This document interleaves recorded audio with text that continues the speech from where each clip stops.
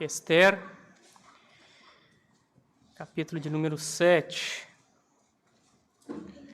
Sempre lembrando que nós estamos nessa série de mensagens baseada no livro de Esther.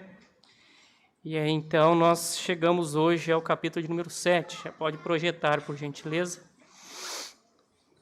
Nós chegamos hoje, então, ao capítulo de número 7. Peço aos irmãos e irmãs que acompanhem a leitura, por gentileza. Veio, pois, o rei com Amã para beber com a rainha Esther. No segundo dia, durante o banquete do vinho, disse o rei a Esther: Qual é a tua petição, rainha Esther? E se te dará. Que desejas? Cumprir-se-á ainda que seja metade do reino. Então respondeu a rainha Esther e disse: Se perante ti, ó rei, achei favor, e se bem parece ao rei, desse-me por minha petição a minha vida e pelo meu desejo a vida do meu povo. Porque fomos vendidos, eu e o meu povo, para nos destruírem, matarem e aniquilarem de vez. Se ainda como servos e como serva nos tivessem vendido, calar-me-ia, porque o inimigo não merece que eu moleste o rei. Então falou o rei Assuero e disse à rainha Esther: Quem é esse e onde está esse cujo coração o instigou a fazer assim? Respondeu Esther: O adversário e inimigo é este mau Amã. Então Amã se perturbou perante o rei e a rainha. O rei, no seu furor, se levantou do banquete do vinho e passou para o jardim do palácio. Amã, porém, ficou para rogar por sua vida a rainha Esther, pois viu que o mal contra ele já estava determinado pelo rei. Tornando o rei do jardim do palácio à casa do banquete do vinho, Amã tinha caído sobre o divã em que se achava Esther. Então disse o rei: Acaso teria ele querido forçar a rainha perante mim na minha casa? Tendo o rei dito essas palavras, cobriram o rosto de Amã. Então disse Arbona, um dos eunucos que serviam o rei: Eis que existe junto à casa de Amã a forca de 50 côvados de altura que ele preparou para Mordecai, que falara em defesa do rei. Então disse o rei: Enforcai-o nela. Enforcaram, pois, Amã na forca que ele tinha preparado para Mordecai. Então o furor do rei se aplacou. Vamos orar? Senhor nosso Deus, muito obrigado pelo teu povo que se reúne aqui nesta noite. E agora, neste momento, nós rogamos ao teu Santo Espírito a iluminação que os nossos olhos por si só não são capazes de trazer. Dá-nos sede da palavra, o desejo de meditar nela, o desejo de nos alimentarmos dela, ó Pai. Porque se o teu Santo Espírito não nos ajudar, a Bíblia vira um livro comum. Se o teu Santo Espírito não se faz presente em nosso coração e não desvendar os nossos olhos, esse culto se transforma num exercício religioso sem sentido, mas em nome de Jesus, pelo teu Espírito que se faz aqui presente, desvenda os nossos olhos para que contemplemos as maravilhas da tua lei. Esta é a minha oração em nome de Jesus. Amém. Você tem acompanhado aí a nossa caminhada ao longo dos últimos domingos aí, e nesse tabuleiro do xadrez aí, que é o livro, ou a história descrita pelo livro de Esther, eu só quero te lembrar, então, pelo nome dos personagens, para você entender em que pé estamos nessa caminhada aí. Lembremos que é um período em que a Pérsia domina sobre o reino de Israel, e muitos de Israel são levados cativos para o reinado da Pérsia neste tempo sobre o governo de Assuero. E você tem então aí no primeiro capítulo o relato de Vasti, uma rainha que se comporta mal, recusando-se a assistir ao banquete do rei, e por causa disso, então, ela é penalizada, digamos assim, ou é deposta da posição de rainha, e Esther, por meio de, entre aspas também, um concurso de beleza, ela é levada à condição de rainha. Mas lembremos que não é um Miss Universo. Esther é uma cativa, querendo ou não, ela é colocada no Palácio Real para ser uma das mulheres que estavam a serviço do rei. Essa Ester, que é cativa, é uma judia cativa, levada ao reino da Pérsia juntamente com Mordecai, cuja história é que ele é primo de Ester. Ele passa a cuidar de Ester com o falecimento do tio dele, só que ela é prima do ponto de vista biológico, mas digamos que do ponto de vista afetivo, a Bíblia relata que Mordecai criou Ester como filha, dando-lhe toda a proteção. Sobe ao poder, tem um personagem aí também que é Amã, que sobe ao poder durante o reinado de Assuero e quer que todas as pessoas se dobrem a ele. Os judeus, evidentemente, dentre eles Mordecai, não se dobrando a Amã, vira alvo do ódio de Amã, que trama e faz com que o rei faça um edito, ou um édito, dizendo que quem não se curvar diante do rei, no caso os judeus, sejam mortos. Então, a partir do capítulo 3, você tem esse decreto, e no capítulo 4, então, Ester decide interiormente, no diálogo dela com Mordecai, ela decide, então, eu estou no palácio, ninguém sabe que eu sou judia ainda lá no palácio, mas eu vou interceder ao rei, eu vou interceder pelo meu povo e vou assumir a minha identidade judia. Mas preste atenção que ela ainda não externou essa decisão. O capítulo 4 registra uma decisão, digamos, interna de Ester. E entre o capítulo 4 e o capítulo 5, então, você viu semana passada, os capítulos 5 e 6, Ester trabalha de forma muito inteligente para se apresentar ou chegar diante do rei. Ela recebe graça diante do rei, faz um pedido. Você tem um primeiro banquete em que Ester utiliza para convidar o rei e Amã para um segundo banquete. E nesse íntere, entre um banquete e outro, o rei Assuero tem uma crise de insônia, descobre que Mordecai tinha sido tinha um grande feito no reino, e manda a Amã, que odeia Mordecai, honrar Mordecai. E é nesse ponto que nós chegamos aqui.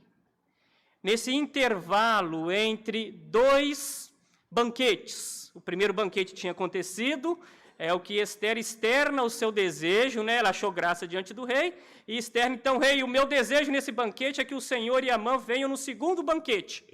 Então, numa noite de diferença entre esses dois banquetes aí, acontece os fatos do capítulo 6, e agora nós estamos aqui no capítulo 7, no segundo banquete, em que Ester denuncia a Amã e assume a sua identidade.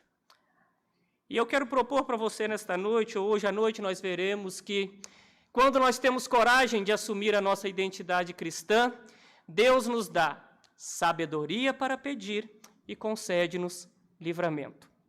Quando nós temos coragem de assumir a nossa identidade cristã, Deus nos dá sabedoria para pedir e concede-nos livramento. Como nós vamos ver isso, então? O texto aqui eu dividi ele em duas cenas, ou dois atos, como o reverendo Jair gosta de apresentar, eu gostei também. E nós vamos dar uma olhadinha, então, para a primeira cena, ou para o primeiro ato, que diz respeito em sabedoria para pedir. Mas antes disso, eu quero voltar à questão da nossa identidade cristã. O termo identidade tem estado muito em voga, o conceito de identidade é bem interessante, Com certeza você já ouviu muito, e passará a ouvir mais ainda, os termos de políticas de identidade. Seja lá o que isso signifique, o fato é que o cerne daqueles que defendem isso é um enfoque nas diferenças ou nas peculiaridades das pessoas. Políticas de identidade, ou essa busca em apresentar a identidade, ou essa intenção de que o pensamento corrente é o seguinte: você tem que se classificar como algo, negro, branco, pardo, rico, pobre, alto, baixo, universitário, não universitário, e por aí vai. Você tem que se encaixar em alguma caixinha, para depois, em função desse encaixe aí, você viver assumindo essa caixinha que você se coloca, e a partir do momento em que você assumi-la e os outros a reconhecê-la, você será feliz e nós estaremos no mundo perfeito. Essa, em tese, é o cerne da questão de toda a busca em marcar as nossas diferenças e criar tantas distinções que existem. É claro que existem diferenças entre nós, isso é óbvio. A começar pela altura dos pastores aqui, você já pode ver muita diferença entre os termos e outras coisas desse tipo. Mas erram as políticas identitárias, ou qualquer um que quiser dividir a sociedade desse ponto de vista, é porque eles querem firmar posição a partir da diferença e não reconhecendo que nós temos muito mais em comum do que as diferenças. É a lógica de você brigar pelo periférico e deixar de se unir pelo central. E para nós cristãos, nós vimos isso no estudo do capítulo 4, continuamos vendo ao longo de toda a história, assumir a nossa identidade cristã é algo que vai ter que acontecer um dia na nossa vida. Não tem jeito. Você viu no capítulo 4 que até então Esther era uma pessoa praticamente anônima do ponto de vista religioso lá dentro do palácio. Mas aí ela teve que tomar a decisão. Vou ter que me assumir como judia e vou ter que apresentar ao rei quem eu sou e fazer o meu pedido. E é nesse capítulo 7 que ela externa esta decisão. E é isso que eu quero chamar a sua atenção, então, quando nós tomamos essa decisão de assumir a identidade cristã, e no primeira cena, no primeiro ato, dos 4 primeiros versículos aí, Deus nos concede sabedoria. Quando nós assumimos quem nós somos, não de acordo com o que outros querem dizer quem nós somos, mas nós, enquanto cristãos, assumimos que somos nova criatura em Cristo Jesus, como nós assumimos que nós pertencemos a Ele e não a nós mesmos, Deus nos dá sabedoria nos momentos difíceis em que nós temos que fazer petição. Por que eu argumento que Deus nos dá sabedoria quando nós decidimos assumir essa identidade? Eu quero que você acompanhe, então, aí nos 4 primeiros versículos, primeiramente, essa sabedoria de Esther em conduzir as coisas, em conduzir a situação. Como eu disse a vocês, nós já estamos aqui no segundo tempo de um banquete. Se lá no capítulo 4 ela decidiu que chegaria ao rei correndo risco de morte, com todas as implicações que havia, então ela vai, você pode ver aí no capítulo 5, versículo 4, olha só, o primeiro banquete. Se bem te parecer, venha o rei Amã hoje ao banquete que eu preparei ao rei. Primeiro banquete. Aí você fala, é nesse banquete então que Esther vai vestir pano de saco, vai gritar, sou judia e alguma coisa do tipo. Não. Ela, nesse primeiro banquete, ela usa, qual é o pedido dela do primeiro banquete? Então você venha no segundo banquete que eu vou preparar para conversar com o rei e com o Amã. O que é que eu quero chamar a atenção aqui? Primeiramente, às vezes, nós achamos que assumir a nossa identidade cristã implica em colocar uma camiseta evangélica, sair gritando glória, aleluia, para lá e para cá, colocar adesivos ridículos do tipo em caso de arrebatamento. Pelo amor, não faz isso não, tá bom, gente? No seu carro, que eu arranco como pastor se eu ver o adesivo do em caso de arrebatamento, esse carro, né, ficará desgovernado, ou seja lá o que for.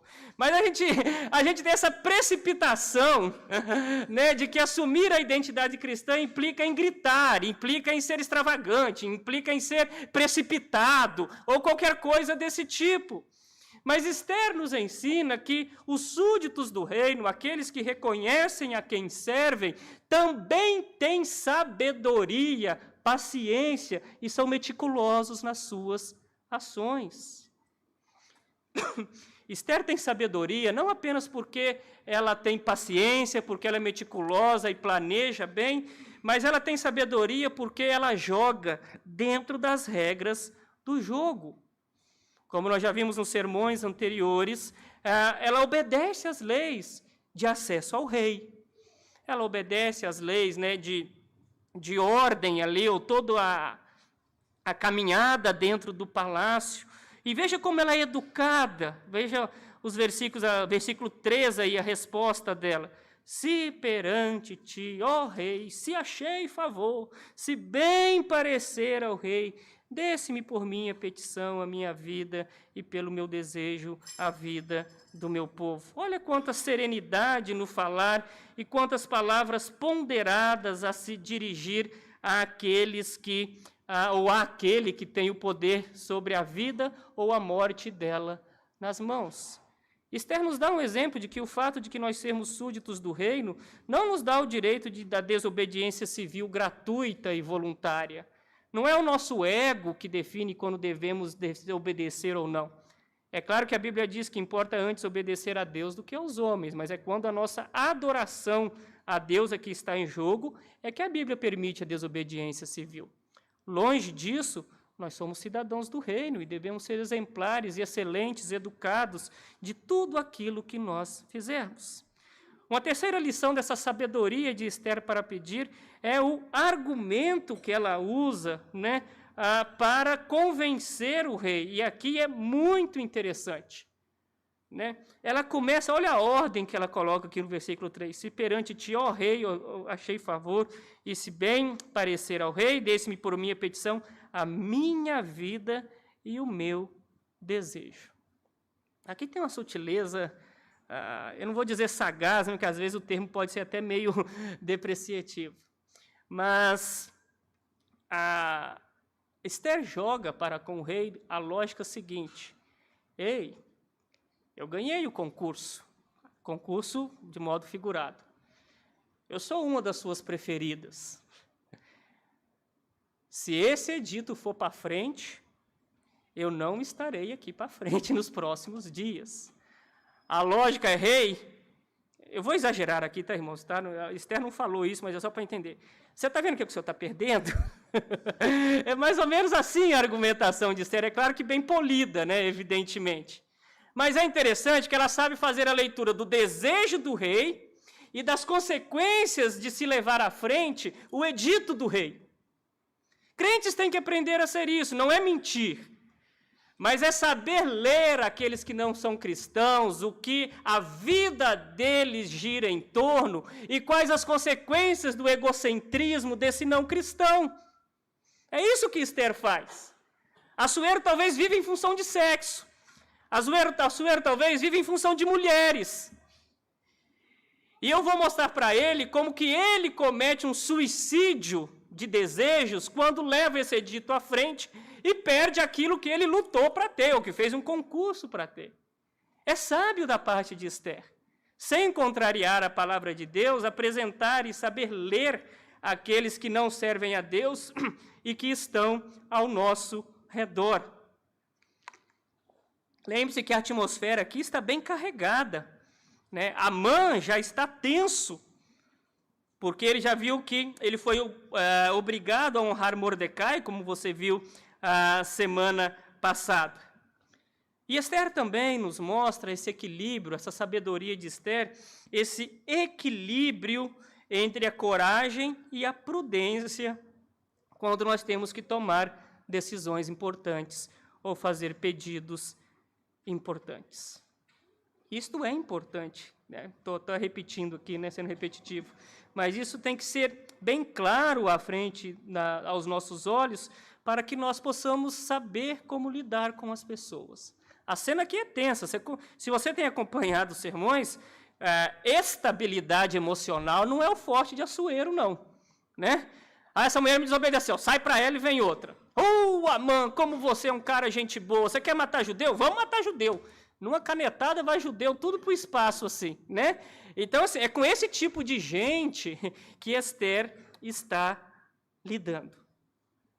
E aí, então, as coisas vão caminhando, os fatos vão caminhando para agora a nossa segunda cena. E aí, então, eu quero que você observe a partir do versículo 5, o livramento que é proporcionado a Esther em função dessa sabedoria no pedido. Algumas coisas são bem claras aqui, eu quero que você observe no texto, para a gente ir caminhando aí a partir do versículo 5. Eu quero que você olhe o versículo 5, aliás, o versículo 4, mas a partir disso daí, que Esther agora já se identificou como parte do povo de Deus. A minha vida, o meu desejo e a vida do meu povo. O versículo 5, então, começa com a resposta de Assuero, Quem é esse e onde está esse cujo coração o instigou a fazer assim? Respondeu Esther, o adversário inimigo a este mal, Amã. Então Amã se perturbou perante o rei e a rainha. O rei, no seu furor, se levantou do banquete. Lembre que já estamos no segundo dia, tá bom? Se você ver no versículo 2 aí, no segundo dia durante o banquete. O rei se perturbou, o rei, no seu furor, se levantou do banquete do vinho e passou para o jardim do palácio. Amã, porém, ficou para rogar por sua vida à rainha. Eu não sei se você consegue, digamos, imaginar o que está acontecendo aqui. Você olha aqui que o rei, no seu furor, se levantou do banquete do vinho e foi para o jardim. Talvez a impressão que nós temos no primeiro momento é de que ele foi esfriar a cabeça, mas não é. Na realidade, Assuero está aqui diante de uma grande sinuca de bico. Como já foi dito anteriormente, o edito e na lei dos medos e persas, que não poderia ser revogado, era de que todo aquele que não se dobrasse diante do rei, diante de Amã, deveria ser executado. Ele já tinha dado a canetada nisso daí. Atender ao pedido de Ester implicaria em voltar atrás naquilo que ele já tinha decidido. Como resolver isso? Qual o próximo passo ou qual a próxima movimentação nesse tabuleiro de xadrez aí, sem eu entrar em contradição, sem eu ter que descumprir o decreto que eu havia editado? Enquanto o rei está lá no jardim, Amã já viu que, abre aspas de novo, a vaca foi para o brejo, vamos chorar as pitangas ao pé de Ester aí para ver se eu consigo livrar o meu pescoço, que pelo jeito aí as coisas, ele já conhecia o rei, que pelo jeito aqui o meu fim vai ser aquele que eu desejei para os judeus com o meu decreto. Então Ester, ela faz o pedido sentada num divã e ela... enquanto ela se está sentada lá, Amã corre aos pés delas para clamar pela sua própria vida. Enquanto Amã está clamando pela própria vida aos pés de Ester, Assuero volta e vê Amã aos pés de Ester. Uma informação aqui, é óbvio que Assuero sabia que Amã não tentou estuprar Ester aqui. Só que essa tentativa de estupro é extremamente conveniente para ele poder voltar atrás na sua decisão. Amã não seria suicida, de tentar estuprar Ester dentro do palácio com os guardas reais, eunucos, série de pessoas ao redor aí para proteger o rei. Mas ele vendo isso daí, então o rei fala, opa, achei uma brecha para poder revogar a lei, atender Ester sem que pareça que eu sou frouxo. Então ele se força a enxergar uma tentativa de estupro, e a partir daí então já é a sequência, os guardas cobrem o rosto de Amã e já o levam para ser morto. E aí aparece um outro personagem aqui que seria cômico se não fosse trágico, Esse Arbona aí entra na história e o rei é o seguinte, esse camarada aí que você mandou levar preso, eu estou sabendo que ele mandou fazer uma forca para esses aí, assim, já que a forca não vai ser para os judeus, a gente pode aí, muito conveniente esse conselho de Arbona aí para o rei. Então foi o que aconteceu. O versículo, o capítulo acaba com a ordem de enforcamento de Amã e também o registro de que o furor do rei se aplacou. E você tem um livramento, mas não um livramento, nesse primeiro momento, de Ester, do povo judeu. Você tem um livramento da vida de Ester. Presta atenção nisso. Ester teve a vida poupada, mas ainda não havia sido revogado o edito ou autorizada a resistência dos judeus. São essas duas cenas, ou esses dois atos que compõem o nosso texto, e agora eu te convido a você pensar em algumas coisas sobre como fica a nossa segunda-feira a partir dessas verdades bíblicas. E a primeira coisa que eu quero chamar a sua atenção, meu querido irmão e minha querida irmã, nós cristãos que vivemos no reino da Pérsia, em sentido figurado, mas que vivemos num reino daqueles que não servem a Deus, somos peregrinos no presente momento. Lembre-se que dentre ou no reino daqueles que não servem a Deus, as relações não são muito confiáveis. E aquilo que parece uma verdade absoluta no primeiro momento, torna-se mentira no segundo momento. Talvez o melhor exemplo disso seja Amã. 48 horas antes, Amã era o segundo do reino.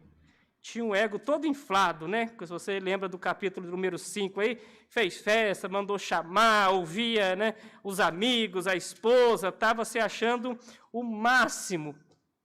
E agora, ele é alguém condenado à morte. Nós temos que ter consciência disso.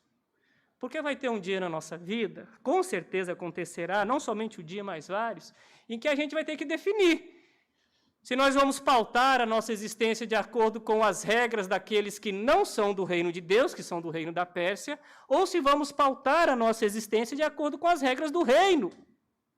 E mais do que isso, não apenas pautar a nossa existência, mas admirar pessoas ou sistemas cujas regras não consistem ao nosso. Eu vou usar dois personagens políticos aqui, já vou adiantando.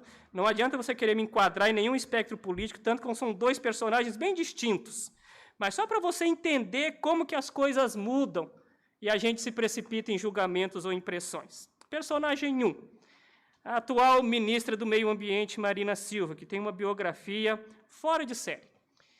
Primeiro, o governo Lula era ministro do Meio Ambiente, e quando o assunto era meio ambiente, ninguém discutia a autoridade dela no assunto.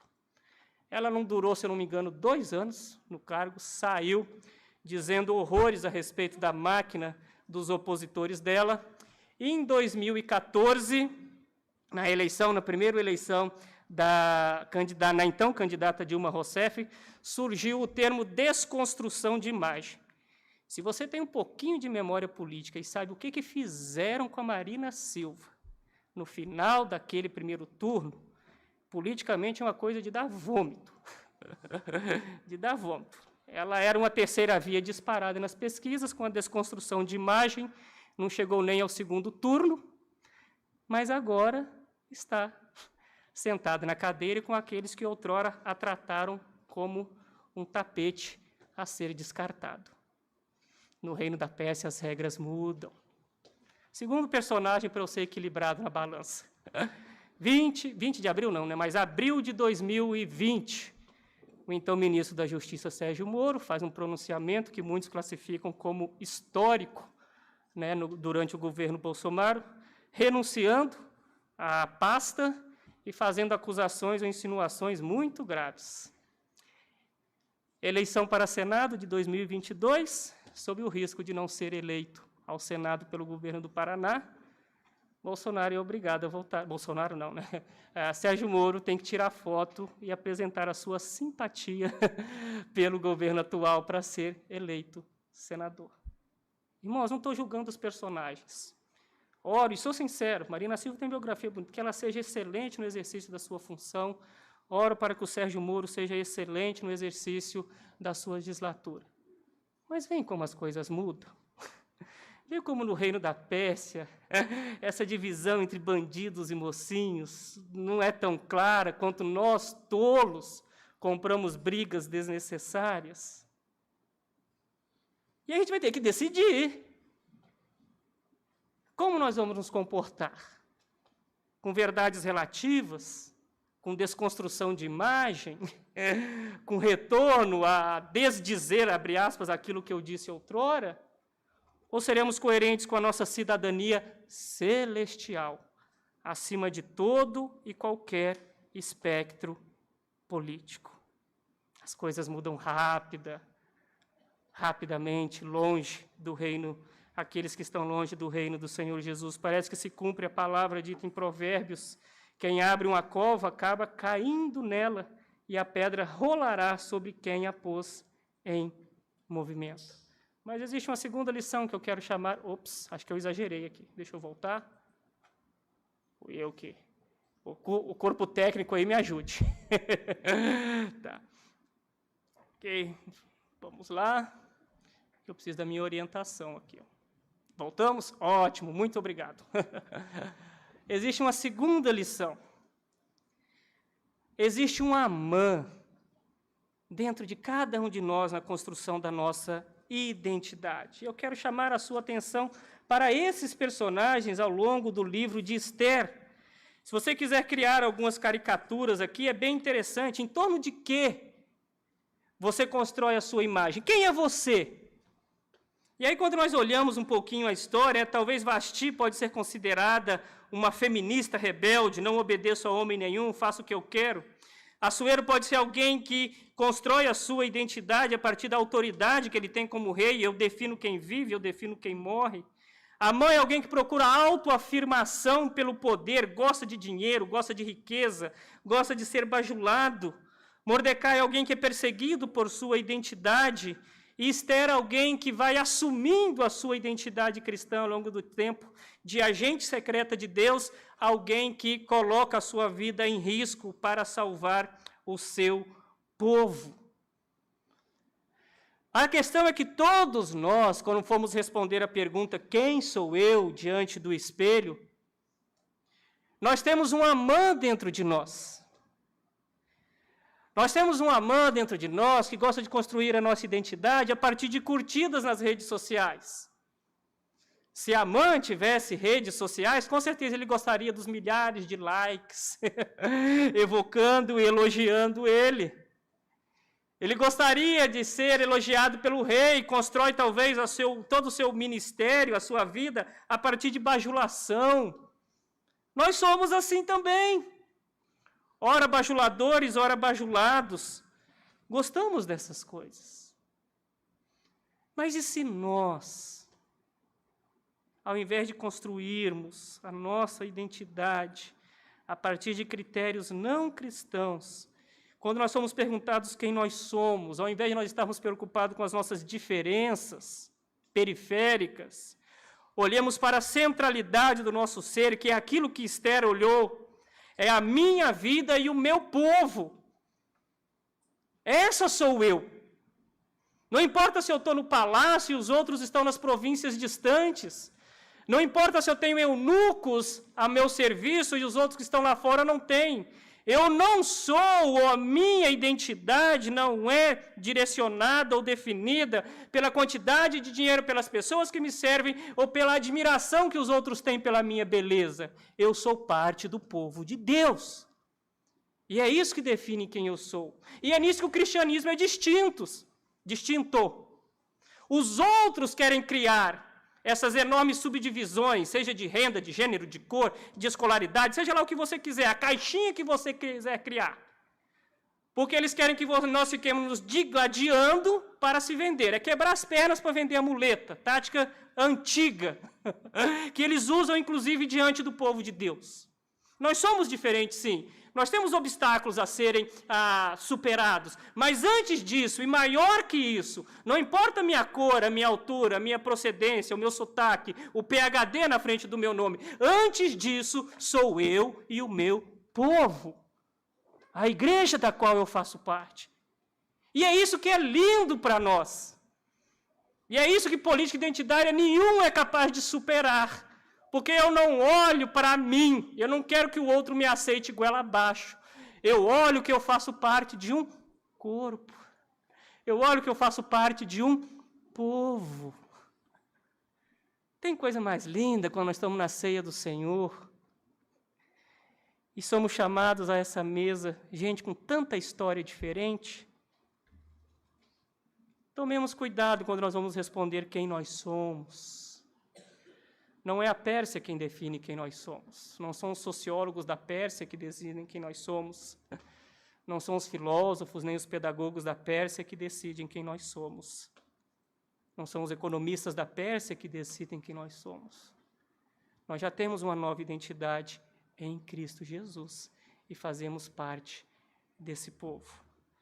E assim como Amã foi condenado pelo rei, nós também temos que comparecer, ou haveremos de comparecer perante o tribunal divino. A boa notícia é de que a sentença já foi dada em Cristo Jesus. Aqueles que outrora espiritualmente foram como Amã, odiosos, invejosos, bajuladores, assassinos, seja lá o que for, egocêntricos. Todos nós fomos Amãs um dia. Mas aqueles que foram salvos pelo sangue do Cordeiro ressurreto, que lá na cruz disse, tudo consumado está. O cetro de benevolência divino já foi estendido sobre nós. Nós não estamos preocupados com o final da sentença, porque ela já foi dada. E o melhor, o nosso rei, ele não é volúvel como Assuero. O amor do nosso Pai, ele não depende das fases da lua, não depende de ciclo hormonal, não depende de resultado do time, não depende do andamento da economia. Ele já executou o amor dele na expressão máxima em Cristo Jesus. E agora, nós que entendemos essa obra de Cristo, nós não estamos preocupados se o cetro vai ser estendido ou não. Porque nós já sabemos que ele vai dizer, vinde benditos do meu Pai, entrai para o reino que vos está preparado antes mesmo da fundação do mundo. A ira de Deus foi aplacada. Talvez você carregue culpa nos seus ombros. Talvez você entrou nesses bancos aqui extremamente preocupado por uma traição, por uma mentira, por um engano, por tudo aquilo que você se acha, eu sou pior do que Amã. Amã perto de mim é amador, eu não mereço, mas eu estou aqui para dizer para você que em função da morte de Jesus Cristo e a sua ressurreição, quando ele carregou o preço pelos nossos pecados e nós ressurgirmos com ele, o cetro do amor divino e da benevolência, da misericórdia divina já foi estendido. E é o que nós cantamos na canção Em Cristo Só pela manhã, não mais a culpa, não mais a morte. Esse é o poder de Cristo em mim, Jesus tomando a minha sorte desde o início até o fim. O cetro foi estendido. Qual a dificuldade agora em resposta a esse amor, a andar em santidade? A este rei muito maior do que Assuero que comanda as nossas vidas. E por fim, e aqui eu estou sendo até repetitivo, eu sei, nos sermões e nas aplicações, mas nunca vou deixar de falar. Haverá momentos em que você vai ter que, haverá momentos em que você não vai poder fugir da raia e vai ter que se identificar como seguidor de Jesus Cristo. Isso não vai ser fácil. Implica em ser constrangido na universidade, na faculdade, no trabalho. Implicará talvez em abrir mão de alguns benefícios financeiros, implicará em ser ridicularizado por uns, mas não tem jeito. Nessa Pérsia que odeia os que seguem a Cristo, nós vamos ter que ter coragem de assumir a nossa identidade, mesmo que isso custe a nossa vida. Que Deus tenha misericórdia de nós e que, dentre as muitas maneiras que nos são oferecidas para nós reconhecermos quem nós somos, que os crentes lembrem-se, antes de tudo, que nós somos novas criaturas em Cristo Jesus. É nele que nós nos movemos, existimos, é ele quem já estendeu o cetro para nós. Vamos orar?